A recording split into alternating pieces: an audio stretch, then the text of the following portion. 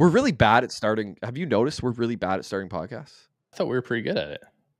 Well, maybe we think we're good, but our audience definitely has a different opinion. Do they? Yeah. Who specifically, and where do they live? I'm kidding. We don't have an audience, but okay. Where do they live? What are you going to go beat them up? Maybe I'm not sure. What, you are a black belt. I'll shoot you their names after here. You can drive up and beat them up. My mom's going to be pissed when you show up at her door. But anyways, you know what? She's been talking a lot of smack lately. You know, something I've been really reading a lot about. I keep hearing about it, and I saw it on Chris Williamson's show, Modern Wisdom, where he talked about how it was better to go. It was a lot of times it was better if you had more difficult circumstances in life. So if you have to, travel 2 miles versus 1 mile, like with 1 mile, you might walk the mile, whereas 2 miles, you'll probably drive. So you actually get there quicker. So you get to the farther destination quicker because it's actually more difficult to get to. And I was thinking about that a lot and how it's so true when it applies to life. And then I found out not that long ago, there's actually a term for that. Mm-hmm. Did you know that there's actually an expression for that? It's called the region beta paradox. You ever heard of this? Yeah, I think he mentioned that in that episode, but did he actually say that? Yeah, I think so. I just couldn't remember what it was called. Yeah. Well, I don't pay attention that well, so apparently it was. But I started actually looking into it and reading a bit about it. I stumbled across this article from Medium that I thought was pretty interesting.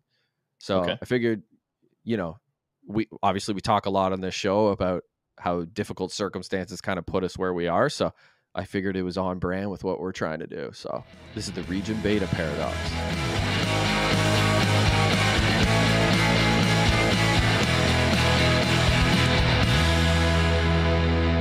So the whole idea with the region beta paradox is that sometimes it's better if shit is terrible versus if it's just kind of bad or, not great. So it's almost like the idea of it's better to experience extreme discomfort versus, maybe a little bit of discomfort. Okay. So I thought of that with us, and you and I have both been in positions in our life where we're just kind of ho-humming along. We're like, it's okay. It's really not that bad. And nothing ever got done about it. Right. I know that's been the case with me, at least professionally. I've had that quite a few times. What about you? Yeah, definitely. Yep. Multiple times, actually. Even when I got to the position that I thought I wanted to be at, it's like you still can get into that kind of complacent zone where you're unhappy and you're wondering why. Yeah. And you're like, how am I going to get where I need to get to? Because I thought I was there. Right. Yeah. And that you and I have talked about that on the show, is that like, you don't really reach destinations in life. It's always about the journey, at least for us now. We kind of understand that, but that took us a long time to figure out. My dad used to always say complacency is a killer. And when I was a kid, I didn't really fully get what he meant by that. But as I've gotten older and I'm pushing 40, I've started to figure it out what exactly he meant by that. And I think with the region beta paradox, that is what it's saying. Or that's at least part of it, is that, yeah, it is. Complacency is a killer. And, there's so many cliches of like, when the going gets tough, the tough get going, right? That whole expression. It's, what doesn't kill you makes you stronger. Like that expression too. Those are all cliches, but they sort of fit within the realm of like, when stuff gets really bad, it almost forces you to take action and try to make your life better. So I figured we'd sort of talk a little bit about this article because I think it's really fascinating. Okay.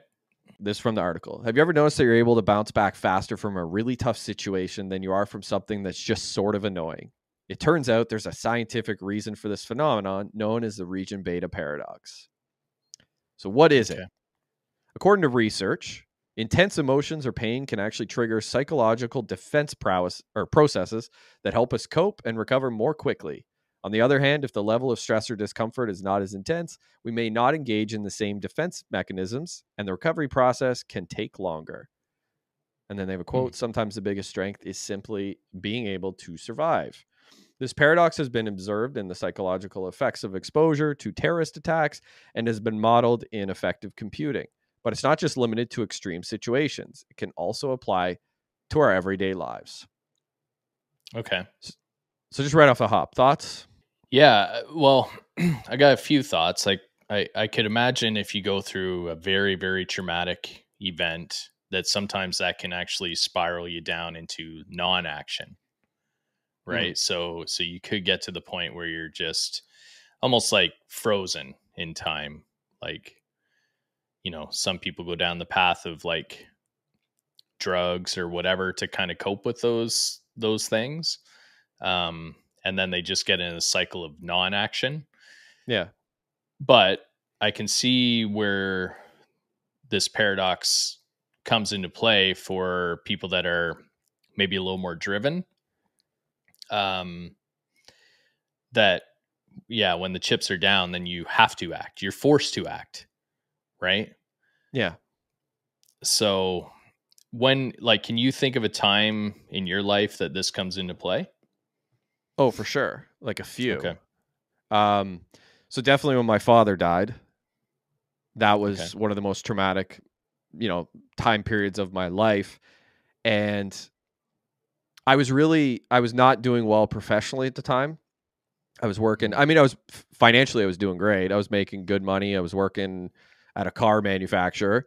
So I was making great money doing that. I did not have good work life balance. I did not like what I was doing for work, but I made great money. And that was kind of the thing that made me comfortable, which again is part of the paradox, was that I was comfortable.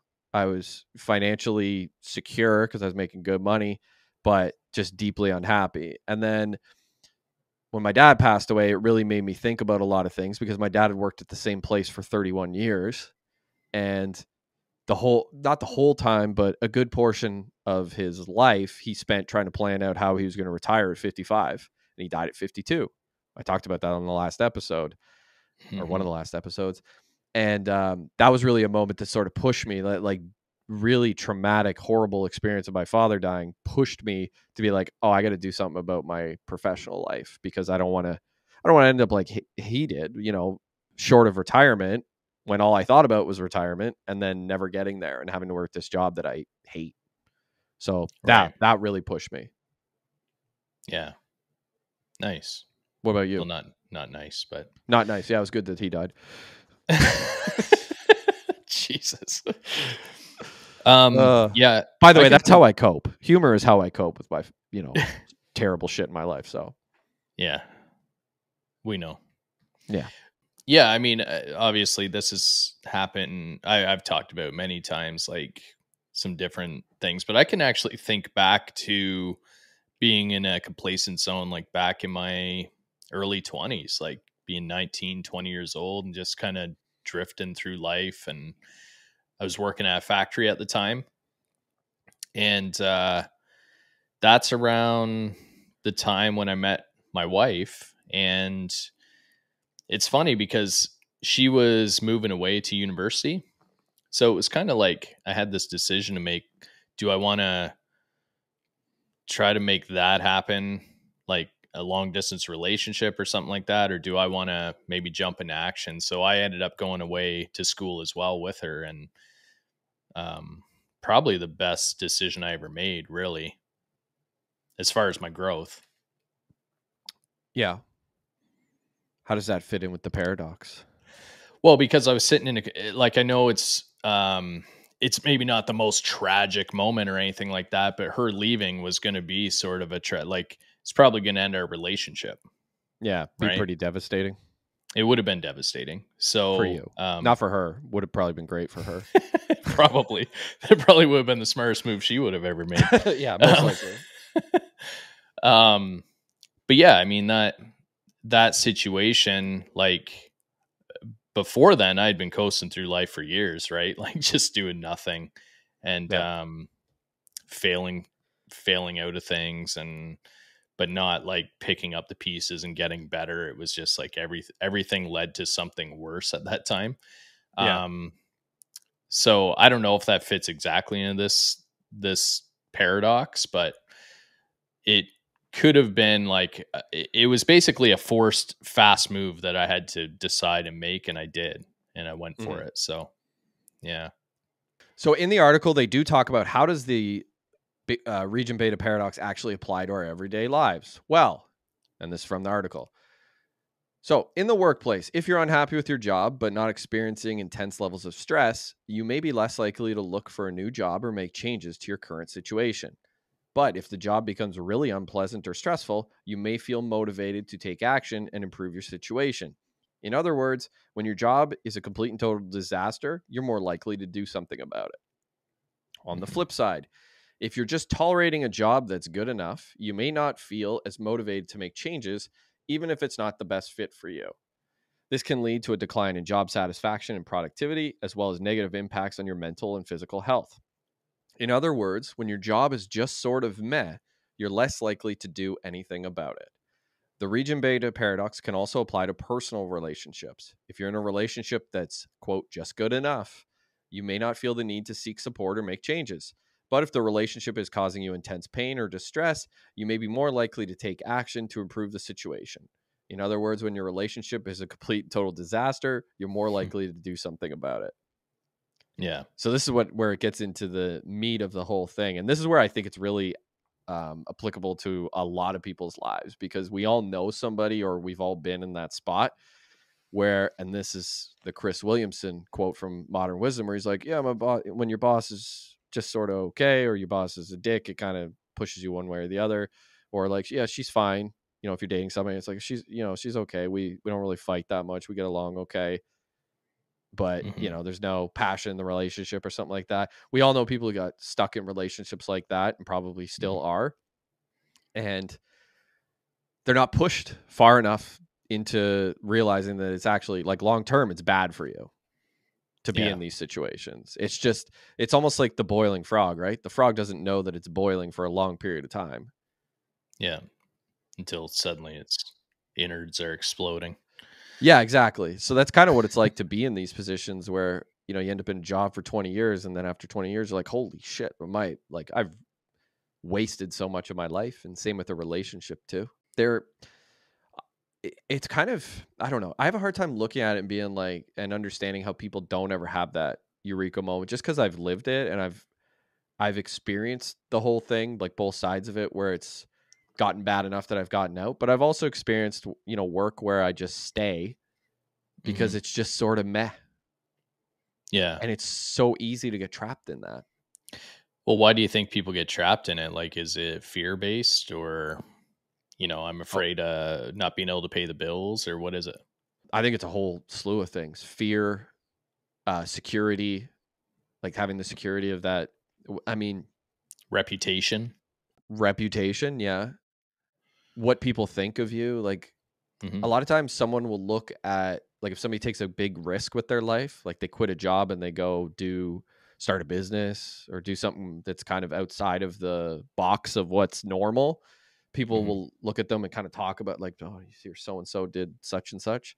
So Hmm. people always have that too. They're like, oh, I don't want people to talk about me, because I mean, so much of what we are is wrapped up in what people think of us.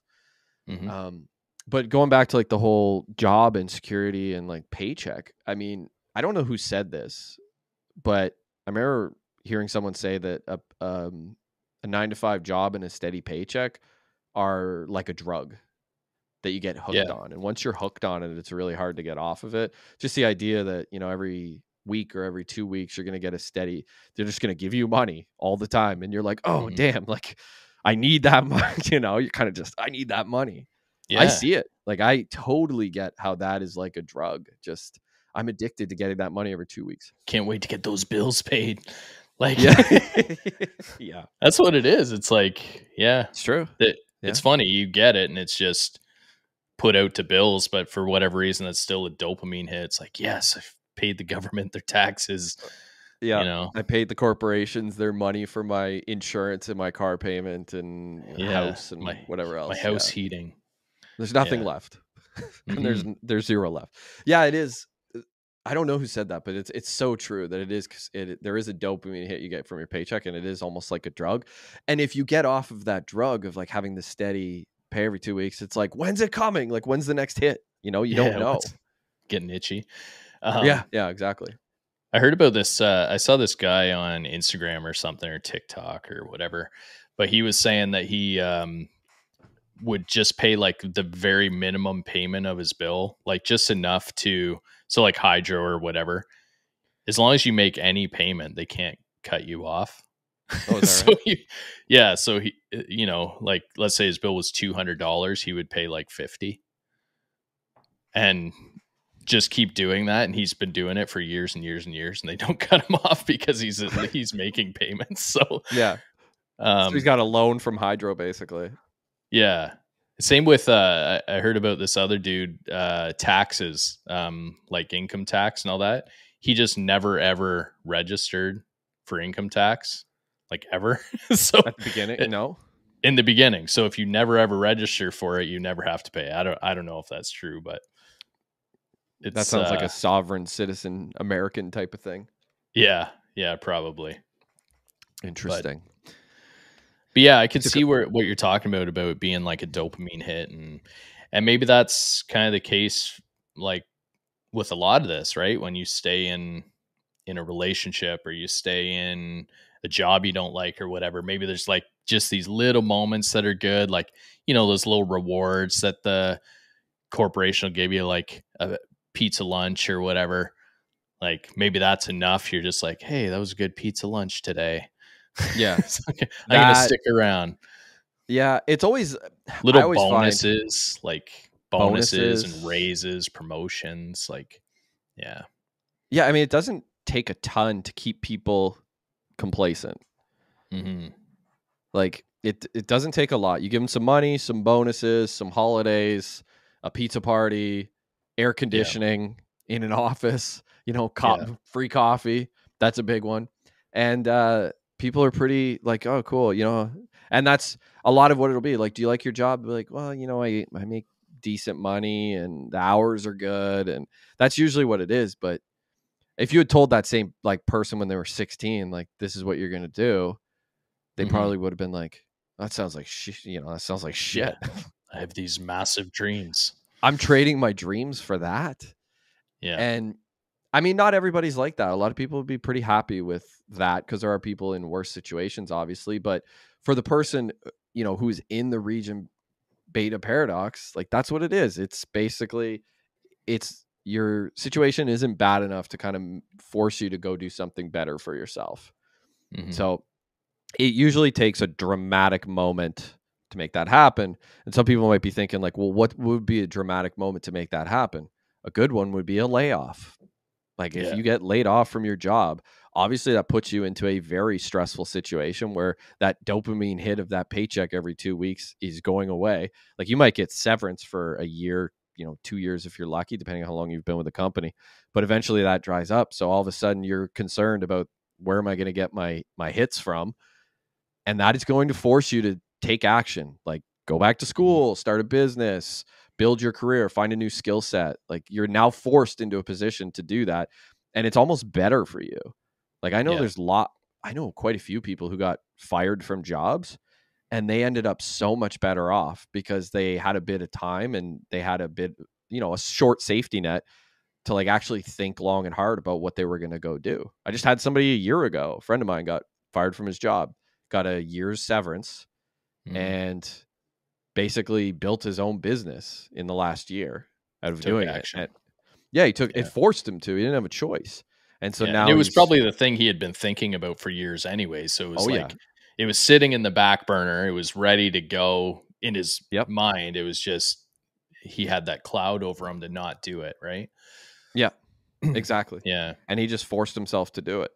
And now he's in a position where he makes more money. He's got a lot, I don't want to say a lot more freedom, but he's got more autonomy. He's not working for a big company. So he has more autonomy to kind of do what he wants. Like, he's in charge of what he does. He sets his own schedule. Now, he's obviously he's got clients that he has to take care of and things like that. So a lot of them will dictate his schedule, but it's no different than having a job. I remember when I was working at the bank, like, I think it was, if you had been there for 5 years, you get an extra week of vacation. Yeah. And I think they design those things, right, where it's like, they know at 5 years you're basically at your wit's end with the place. like 5 years, and I'm saying I'm done with this place, and then they're like, here's another week's vacation, right? So then you're like, yeah, or you stick around in that 4th year because you're like, I'm gonna stick around till I get that extra week's vacation. Yeah. Right. Oh, it's so true. Yeah. And that's another thing. A lot of people will stick with companies that they may not necessarily share the values with because they're going to get extra vacation. I mean, I've been guilty of that plenty of times too. It's pretty tough to walk away from that, security, lots of vacation, because you think about time with your kids or time doing, if you don't have kids, it's your hobbies or, building Yeah. out whatever you want your life to be. It's tough. It's a tough thing to walk away from, but Yeah. sometimes if you want a better long-term future, you need to. And that's something that doesn't really come into the equation that people don't necessarily think about. Like, let's just say you work a job that you're not even that good at. Like, you're just sort of mediocre at your job and you make decent money. You have those holidays, you have all the benefits that you and I just laid out, but you don't really have much upward mobility because you're kind of not great at the job. Right. So it's sort of stunting like where you could potentially go. Whereas if you got fired or laid off and got into another line of work that maybe suits your skill sets better, who knows what your earning potential could be. Yeah. But a lot of times we're sacrificing our long-term, growth and our future for just being comfortable in the now. Right. Yeah. Yeah. Yeah, absolutely. When I left the bank and went into that marketing position, I took a big pay cut. Like, I think it was like $25,000 a year or something that I dropped down. But the ability and the flexibility I had to do my own thing on the side and everything, guarantee you I was making that or more with that flexibility. And also I was just like in a different mind space where I was happier with what I was doing and enjoying what I was doing. So it like the amount of creativity and spark and inspiration that you get from that, just being somewhere that you like what you're doing, is huge. Yeah. Huge. That spills into other parts of your life too. Like if you are a creative person who has an artistic hobby or something like that, like I've always found for me when I'm doing writing, I write much better when I'm in a job that I'm actually happy in, or at least, somewhat happy. And, it forces me to use my creative juices. Whereas like the times in my life where I never wrote, like one of them was when I worked in a car manufacturer, blue collar work.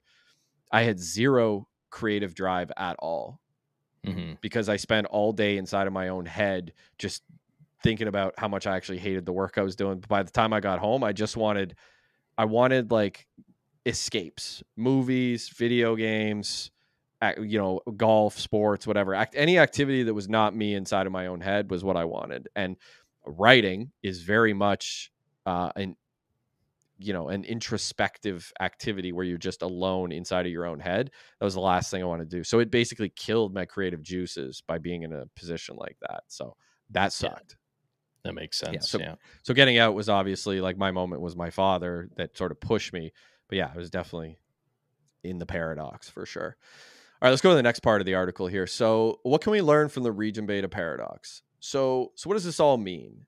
So essentially, it's important to pay attention to and address intense emotions or pain in our lives, whether it's in our careers or our personal relationships. By engaging in psychological defense processes and seeking support, we're better able to cope with and recover from difficult situations. On the other hand, if we just tolerate or adapt to low levels of stress or discomfort, we may not be as effective at dealing with the situation in the long run. In other words, when things are just sort of sucky, we're less likely to do anything about it. By understanding this paradox, we can make more informed decisions about how to handle challenges in our lives. So I agree with that. Definitely. One of the things that stress and difficulty and things like that do, it's almost like working with your hands.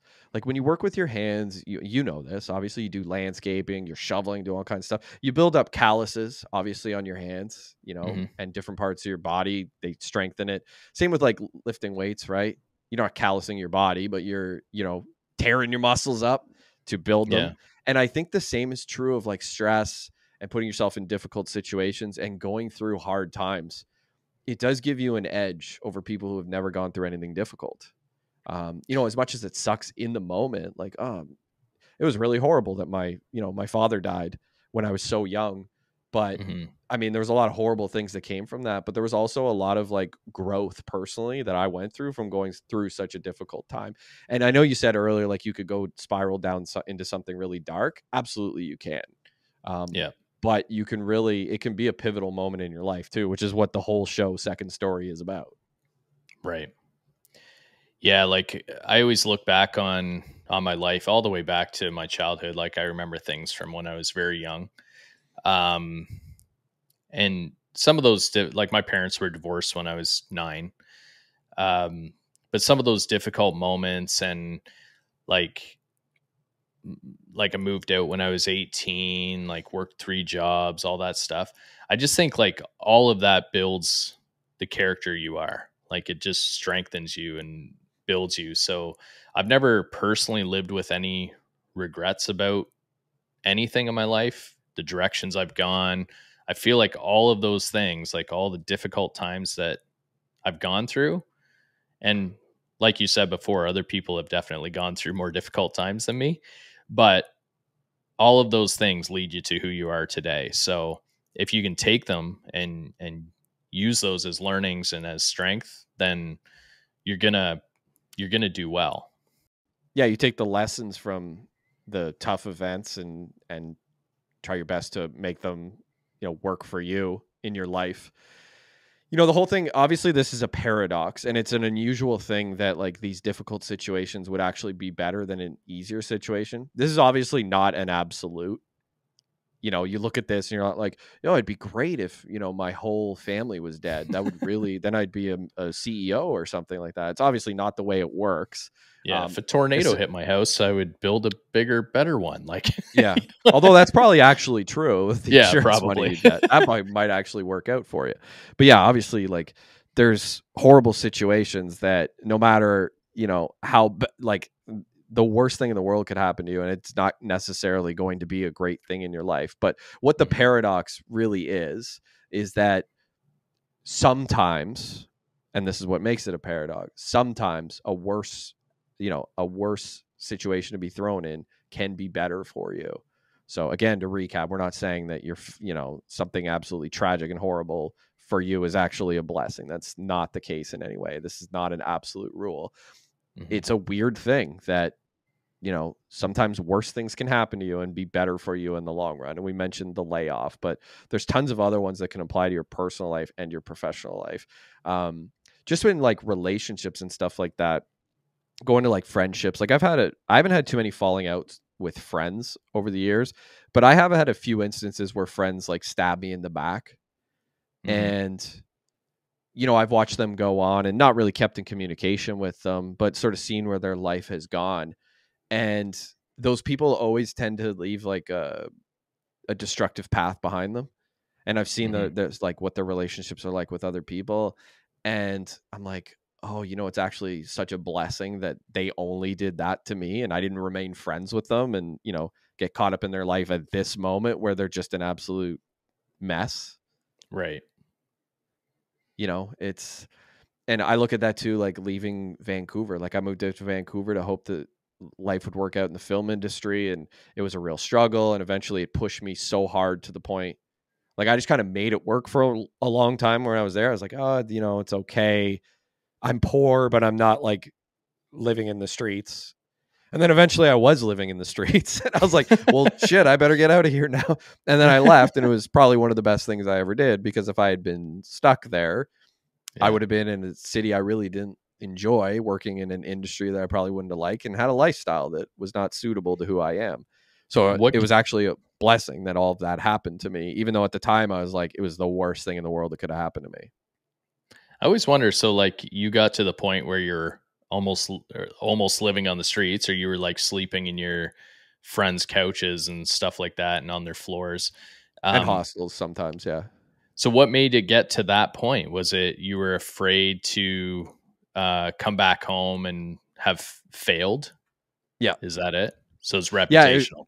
Reputational. Yeah. I had left with such disdain for where I grew up and such disdain for like just Ontario in general. I was really at a Mm-hmm. low point. A lot of personal stuff had happened to me that was pretty ugly. And yeah, I just had so much disdain for where I'd grown up. I was like, I need to get out of this place, and I ain't never coming back. Like that whole thing, Yeah. like it's Yeah. like Robert De Niro in Heat, where he's like, I ain't ever going back. Except in my case, I did go back, Yeah. whereas in Heat he doesn't. Well, and you're So yeah, like, I'd rather live on the streets than go back kind to of. a place that I can afford to live. Yeah, pretty much. You know what? I thought like when I was there and in that place, I was like, oh, I can hang on and make this work. That was kind of, I mean, I was young and naive. I was like 20, was I 23 at the time? Mm-hmm. Yeah, 23. So I was like young and naive, and I'm like, oh, I can make, I can tread water and like make this work. And get back into my own place, get back into working full time, like all these things.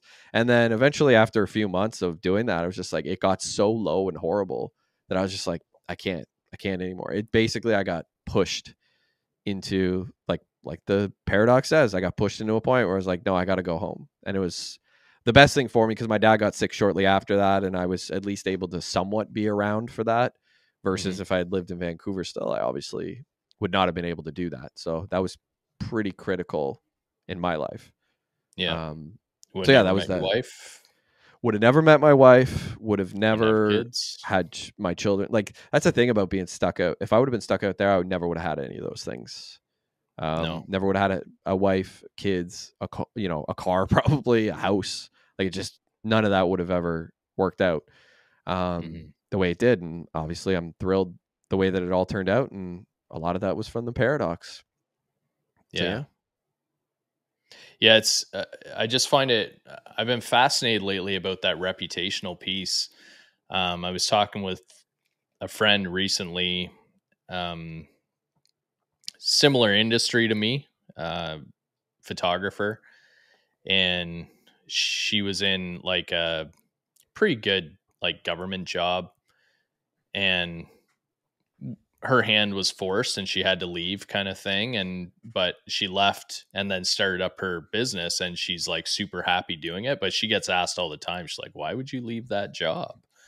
yeah, And her answer is like, because I'm happy doing what I'm doing, right? Like, but it's just funny, like people's perception of what you should do, right? Like, yeah, I don't know. And then your own like, I'm willing to live on the streets instead of having that reputational risk of moving back home. yeah. I had it too when I was younger, when I was probably about the same age, like maybe a little bit younger, because I moved out when I was 18, like I said, working 3 jobs. There was times where I didn't know if I was going to be able to pay the rent, but there was no way, like no way I was going to be asking for money from my parents, Mm-hmm. because that reputational risk, and to have them be like, see, Yeah, you couldn't make it on your own, right? So I don't know, there's so much pride involved in that, but yeah, similar situ. I guess I wasn't almost on the streets, but there was times where it was like real touch and go. yeah. I mean, I had to ask my parents for money to fly me home, and that sucked. Like, hey, mom, Yeah. dad, I have nothing. Can you pay for me to come home? And my mom was more than happy to do it because it meant I was Yeah. coming home. And she was a bit, I'm pretty sure she was worried about the state I was in out there, like roaming around Vancouver trying to find places to sleep and Yeah. eat. I wasn't eating. I was at the lowest weight of my life because I just didn't have money to eat. Yeah. It was a lot of times eating rice and eggs. If you've ever eaten rice and eggs together with nothing else, it isn't great. If you throw a little beef in there, some veg, some sesame seeds, pretty good. You got like some bibimbap going, but I was not eating bibimbap. I love it now though. I love it now. Yeah, so that sucked. But it was one of those things where eventually you just have to swallow your pride because you're pushed far enough that you're just like, I have no choice. And it's Mhm. ultimately better for you. So Yeah. yeah, it goes back to the whole thing with the paradox. But yeah, I Is there think anything the else in that scary article, or is there more? Oh yeah, there's more. okay? I was going to talk about some other parts. Yeah, This is go the ahead. end of the Yeah. article, but I was just going to say I think the thing that scares people is that we're not creatures who like to embrace uncertainty. It was just not in us, which is Oh yeah. weird because, our primitive state is literally like uncertainty. Like the way our Hmm. ancestors lived was just nothing but uncertainty. There were few things that were certain. Hmm. And over time, like particularly the last 100 years, that has completely changed. Like you just think back to like when our grandparents would have been born, like it may be a little bit further back than that, but like the death rate for like newborns was very high. Like I don't know the exact figures, but I remember my grandmother who was born in 1926. I remember her saying at one point that like 1 in 10 babies at the time died. Like that were Yeah. born, like literally 1 in 10 died at the time. I don't know how true that is. You'd have to fact check me It's on that, but probably it pretty sounds true. it sounds reasonable. Yeah. Yeah, in the early 20th century, there was 103 deaths per 1,000 live births. Okay. And then by the year 2000, it had dropped to 5 in 1,000. Okay. So just think about that, from 103 in 1900 down to 5.2 by the year 2000. Yeah. So just to go back to my point, I'm actually surprised my grandmother was right. She was notorious for exaggerating. We'll just say. So good for you, Nanny. Anyways, by like our our nature, we are not used to having certainty about many things in the entire human history, right? It's only Mm. within the last, say, 100 years where we've found a lot of certainty in our lives. Like Hmm. the time that we were born in, the 1980s, the 1970s for you, Fuck off. a lot of things have become more certain over time. Like, my grandmother, there wasn't certainty that they would have food because she was born in 26. Through the 1930s, no Hmm. guarantees you were going to have food.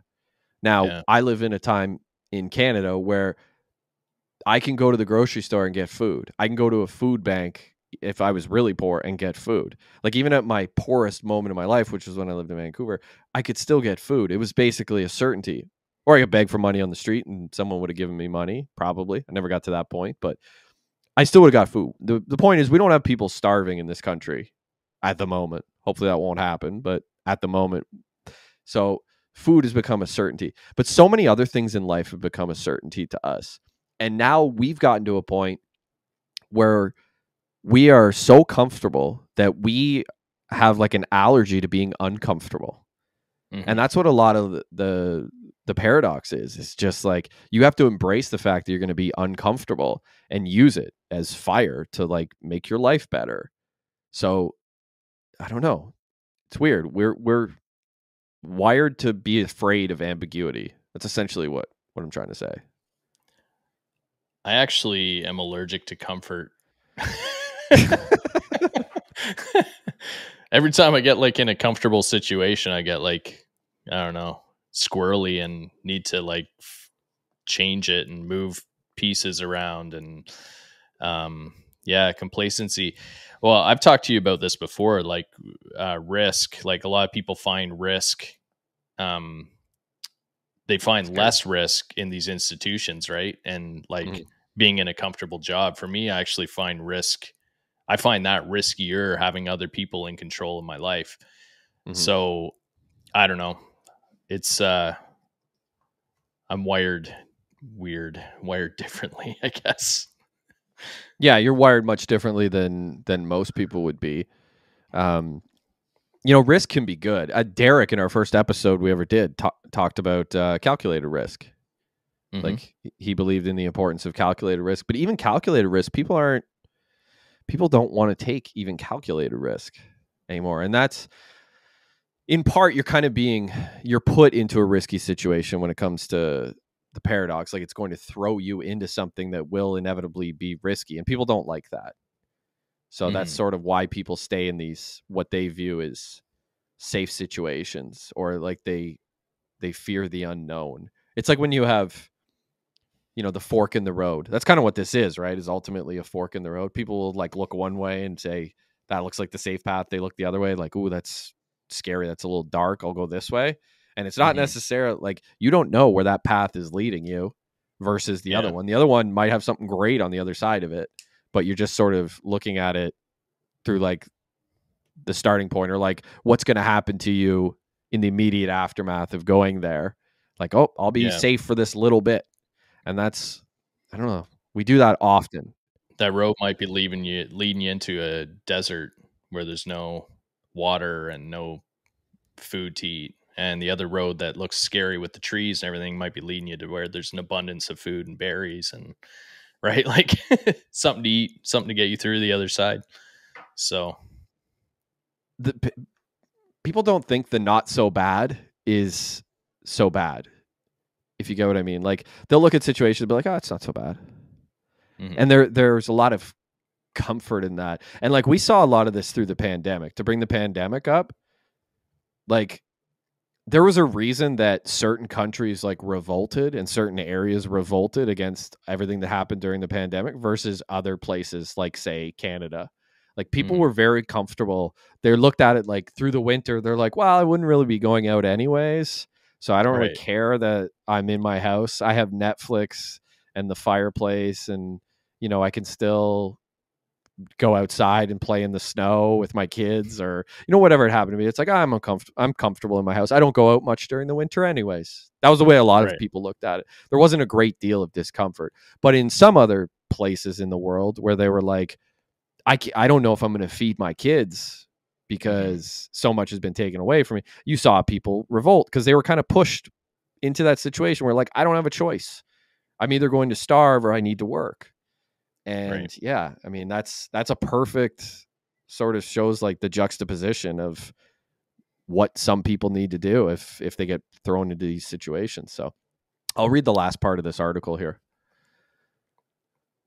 Is this study, just real quick, is this region beta paradox study, is it North America or is it Western cultures? There's been a few of them. Jonathan Hyde did one of them, and it was a 1997 one. He did it with somebody else. I can't remember. They're basing it off the Hyde study. I believe it was Jonathan Hyde. They only say Hyde in the thing. I'm assuming it's him. I'll look it up here in a second. But yeah, it's off a 1997 study that they're doing this off of. So you got to assume they're not studying like a war-torn country or somewhere where food is scarce or water scarce or something like that, right? Like this is talking about comfort. Okay, we'll read the ending, then we'll get into it. So, look, let's be real here. When shit hits the fan, things are fucking terrible, we're more likely to do something about it. We'll find the strength to act and overcome any obstacle that comes our way. But if things are just sort of sucky and tolerable, we may not feel as motivated to make any changes. That's the whole point of the region beta paradox crap. So don't just sit here and accept things as they are. If something is causing you intense pain or distress, do something about it. Seek out the tools and support you need to cope and recover. And if you're just barely getting by and things are good enough, maybe it's time to shake things up and aim for something better. You deserve to be happy and fulfilled in your career and personal relationships. Don't let the region beta paradox hold you back. Take charge and make the changes you need to live your best life. Okay. Yeah. So I would absolutely agree with that. I think what it ultimately comes down to is that people are very comfortable with things that are familiar. So be it a relationship, be it a workplace. Like I know me, when I look back on jobs that I've ever worked, the worst day is always like the first day, or it's the first week that I work in a place. There's always this level of like, I don't know what I'm doing. I don't know anybody here. I have to sit alone at lunch. Like there's all these things that suck about doing it. Once again, I'm the opposite on that. That was always for me the most exciting. Oh yeah. Like anytime I was starting a new job, super excited. First day going in there, yes, nervous, but like happy, excited to be doing something different. Oh, doing something different. Yeah. If you're moving on from a terrible job, I could see that being an exciting time. If it's a job that you're not particularly thrilled about having to go do, it's quite the opposite feeling. So I guess, yeah, you're right. It kind of depends on what the context is to you starting that first day. Even, I don't know, even bad jobs like that, I knew I was going into something that was going to be tough. It was like, it's still something new and exciting. I don't know why. That's You are just very different. You are very yeah. different then. Yeah. Because, like, for most people, there's a real fear of the uncertainty of doing something else. Like, the fear of the unknown, I guess, is what it would be.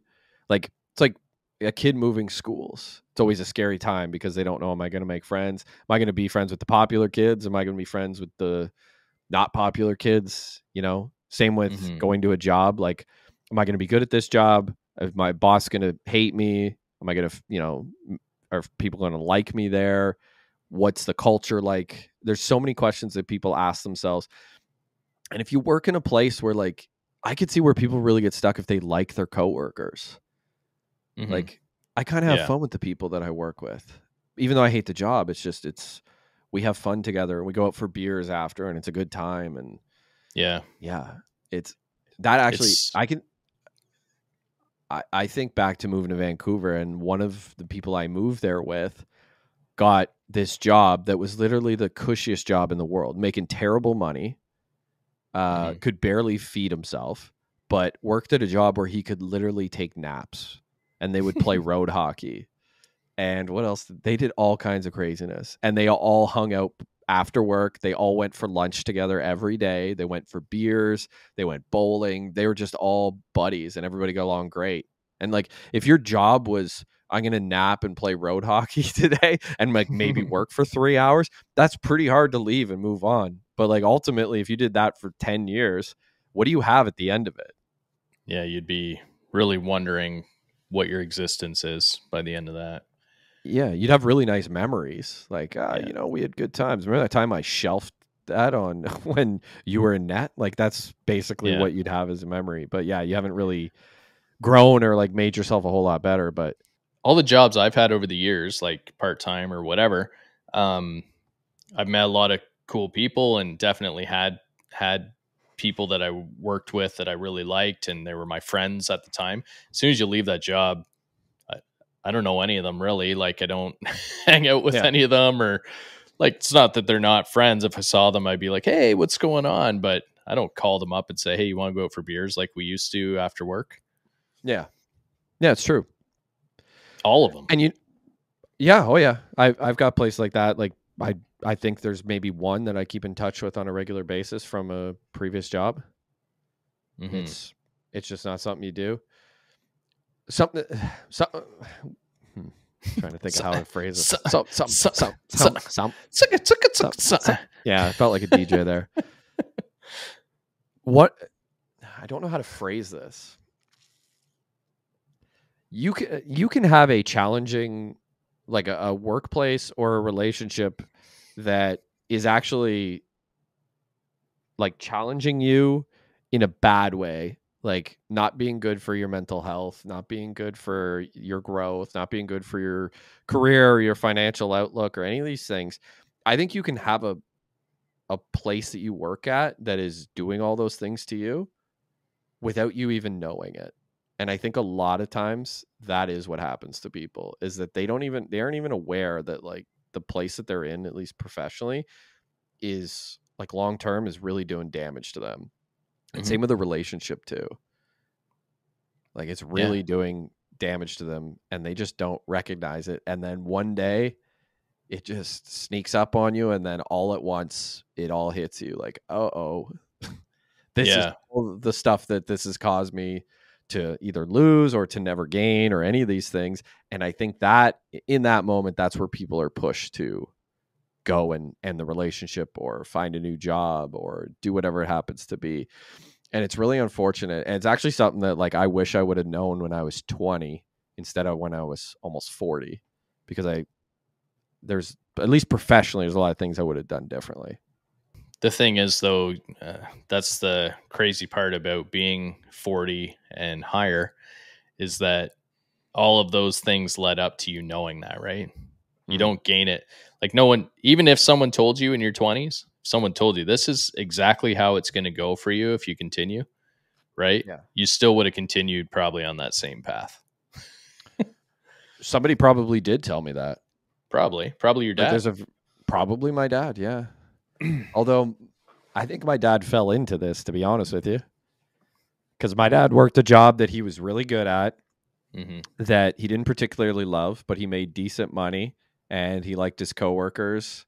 And I don't know that he necessarily took his own advice because he always said complacency was a killer. I wonder if he kind of got stuck in complacency without even really realizing that he was, because he was so hyper focused on retiring Yeah. very young and sort of chasing his dream outside of that yeah, I think he just kind of saw that sort of like tunnel vision on something in the future and kind of missed all the signs that were a lot closer to him. Yeah. I don't know if you're singularly focused on an outcome and it's like, this is my goal. Once I hit it, it's going to be done and I'm going to be happy. You kind of miss that, what we were talking about before. You miss that journey, right? Yeah. Because honestly, once you hit a goal, it's just a moment in time, right? Yeah. You know what you could actually compare this to is almost like when you have an injury in your body or when you feel sick or something like that.